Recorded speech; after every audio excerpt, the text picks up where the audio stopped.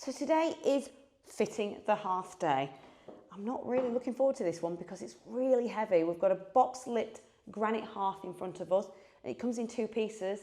But the first thing I'm going to do before I SPR this whole area, because this is concrete, I'm just going to chip away any of the mortar that is probably going to make my hearth uneven a little bit, because I know it finishes about there. There's a few bits like this. I'm going to try and not pick them all up because I don't need to. It's just a habit.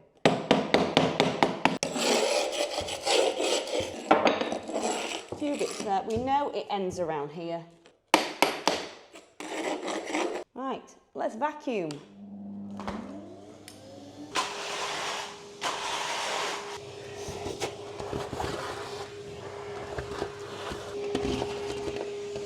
So because my concrete floor is very dusty and porous, I'm going to give it a good coat of neat SBR, and that will kill any suction because the concrete is going to be very thirsty and I want it to adhere better to the floor and my granite. So I'm just brushing it onto the areas that the concrete will be in contact with. Now I've got 2 voids here that are about 1 inch deep where the brickwork used to be, because I've opened up the fireplace.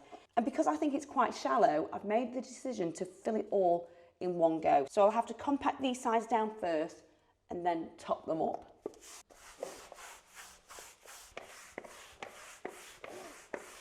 Right, I think that covers us. Now I'm going to have to do that bit over there again like I did last week, because it got considerably dusty. And that's because when I skimmed my walkway last week, yes, it caught a lot of the drips, but when I came to sanding it down, it got really dusty in there. So I just want to be absolutely sure. But I tell you what, come look at this. I am particularly proud of that.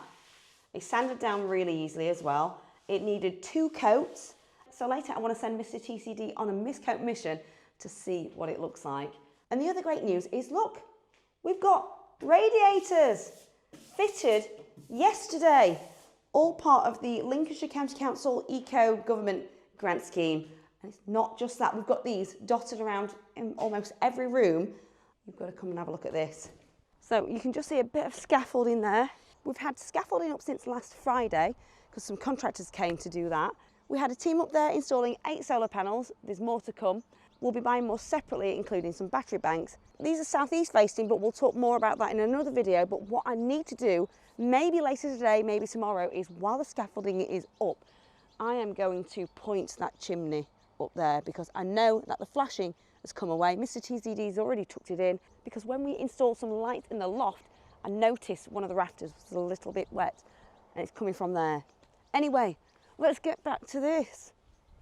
I really shouldn't have SBR'd this last week. I don't want to do this again. So once I've done this, I'm going to cover it up with a couple of pieces of plasterboard this time.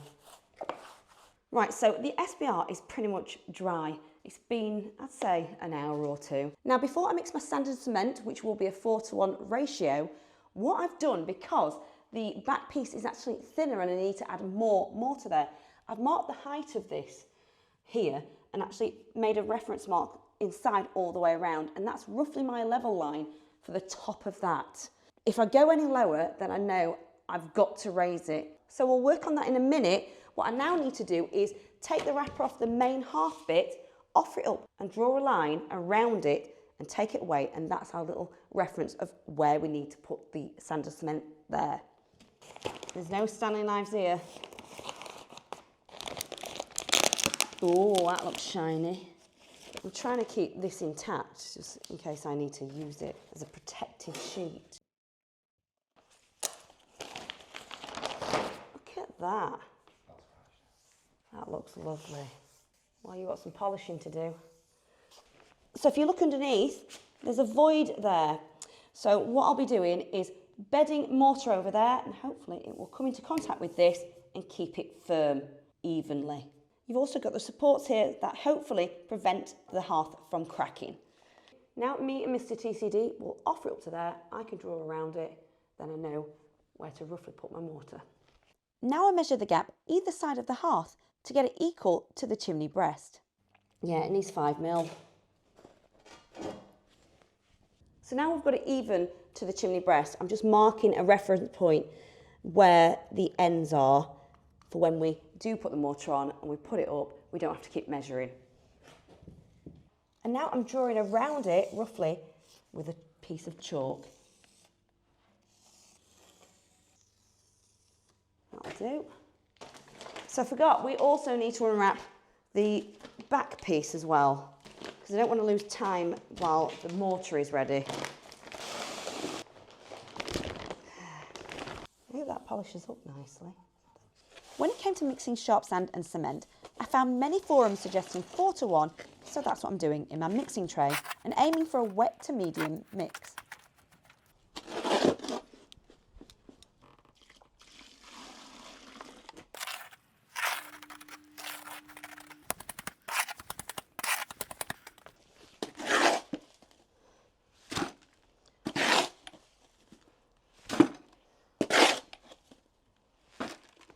So I'm putting them in the void first.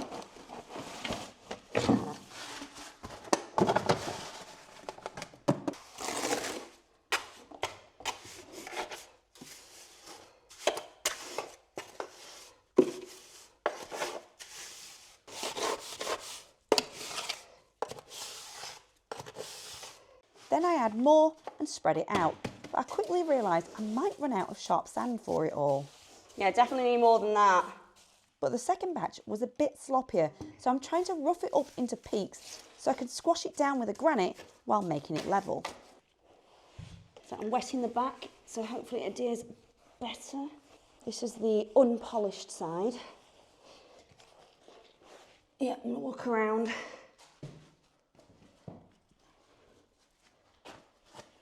Yeah, this might be tough.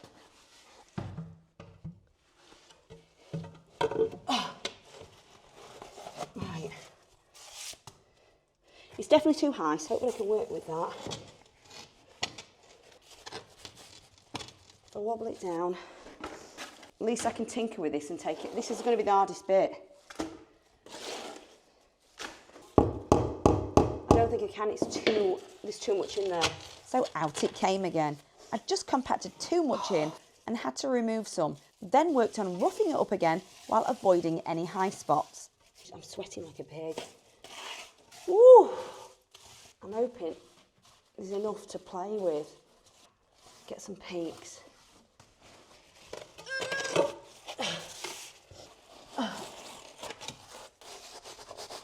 So it's definitely too low there. I remove mortar from the expansion gap at the back while I get an accurate reading with my spirit level. What I'm looking for is level-ish, but also proud of my pencil lines, because if it's too low now and I put the main hearth in, I'm going to struggle to raise it and get it level with the front piece. That is okay. Yeah, we need to run. Now I'm clearing a bit for the supports. Yeah, I want it to bond, but I also didn't want to struggle getting it level if I'd raised it off the ground too much. Right, I'm going to get a little bit more. So I'm roughing it up a bit so it's a little bit higher, and by the time we put the hearth on, we can bed it down on it. Right. To me, yeah. Mine is slightly higher. Okay. Now I can work on getting them level all together while tapping with a rubber mallet.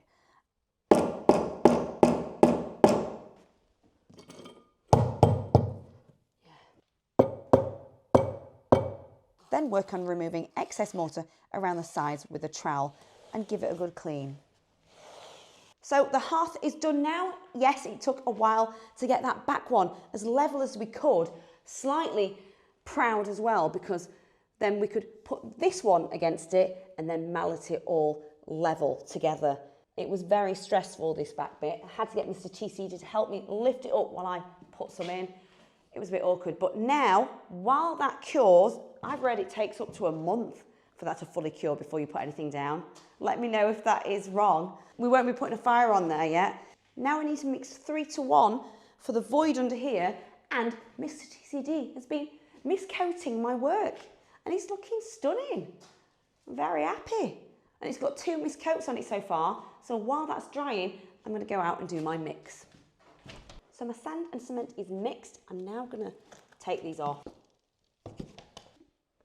I'm going to start over there. I end up using a mix of sharp sand and building sand because I had some left over. I might have mixed too much, but I need to try and compress this down. I don't know if I'm doing this right. I just know it's got to be done. Where I took out the crumbly concrete last week, there's actually a lip underneath here, so I'm trying to also press it under there. Obviously, I don't want my dog walking around while I'm doing this, so I put him in the bedroom, trying to close it, and there's some trousers over the top, so I couldn't close it properly. I thought I'd jammed it shut. Anyway, the little tyke managed to get out, but look at him, he's good as gold, just waiting. We'll be covering this up, don't you worry, Hans.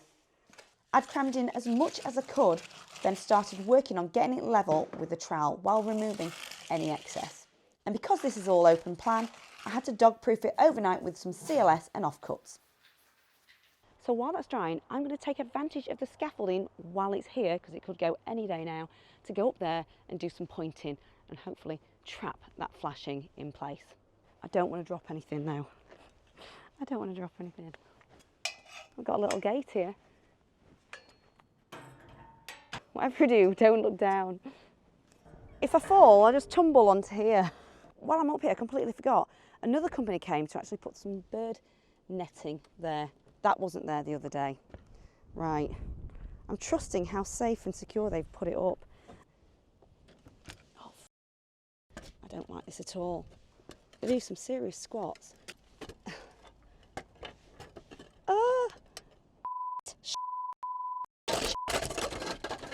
I can bum shuffle. This is ridiculous. Wow. Gorgeous though. Where did you tuck it in? Hey dog. Hi dog. I think this ridge tile is a problem. No one's going to see that. Hello. What are you doing? How do people have the nerve to install solar? I keep thinking these are just going to give way under my feet. Anyway, hopefully we won't have any more little drips coming through. Oh, thank God. Where you been? Come on. Come on then. So before I finish the hearth, I just want to quickly show you, look. The concrete it looks like it's pretty much dried. It looks slightly darker over there, which it might be still drying. Had to fill a bit in that corner as well. Hopefully when we do come to put flooring down, the foam underlay that we're using will just hide all of this. And the painted finish of this as well is amazing. It actually makes the rest of the walls in the house look a little bit shoddy, well, around there. I tell you what though, having radiators put in here has taken the edge off. We're all comfy cosy. The dog loves sleeping by the radiator on his bed. Anyway, now what I've got to do is fill the expansion gap all the way around the back bit and the little joint here with some fire safe plumber flue by GSL, which apparently isn't that great for the actual flue itself, but I'm going to use it for the base around here. If you want tips on how I measured this up, I'll leave a useful link to a website that I found below. From experience when we lived on the narrowboat, it didn't really get that hot at the bottom, so I think we're safe. But I've cleaned all of this and I'm just going to fill the gaps and then go over it with a cleaning wipe. But this is all going to be hidden by the time I've put tiling on here anyway.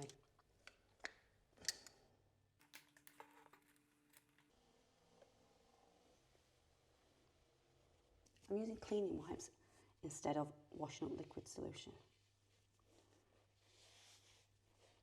So it's been about 24 hours since I put that special black silicone on. It's now set, but look at this. Our tiles have now arrived. Sorry, we collected them the other day. We got the call to say our order had been processed. Now they're here. So this is what it's going to look like. We're going to have this neutral grey beige tone tile inside the fire. We're also going to have it on the side. And if you come around here, we're going to have a textured pattern tile on the back, but also on the front. So I'm just going to pick one up and show you. So if you can see those two from there, this is going to be on the face and the back. So I've got some serious cutting to do through porcelain tiles, but now I've got to work out how I'm going to cut it. I can't use a tennis ball, hands, I'm sorry. Whoop. No, not enough. I've dug out an old wet tile saw But I don't know if this is going to be powerful enough for the job because I'm cutting through porcelain, not ceramic. I did a test with the ceramic tile, absolutely no problems. But I have bought a special blade for that, that's coming today. Hopefully that'll be better. If not, I might have to buy some better tools. At £10 per tile, they're a bit too expensive to test on right now. But this is my biggest challenge. Not only are they porcelain, but if I hold this up with another piece, I've got to cut through textured tiles. But I have heard that a ruby tile cutter with an 8mm cutting wheel will work. I've seen one on Facebook Marketplace that I might try at £50. But my biggest fear is buying something and finding out I can't cut through it anyway. It's going to be a waste of money. So I've also bought a backup, an angle grinder porcelain disc cutter.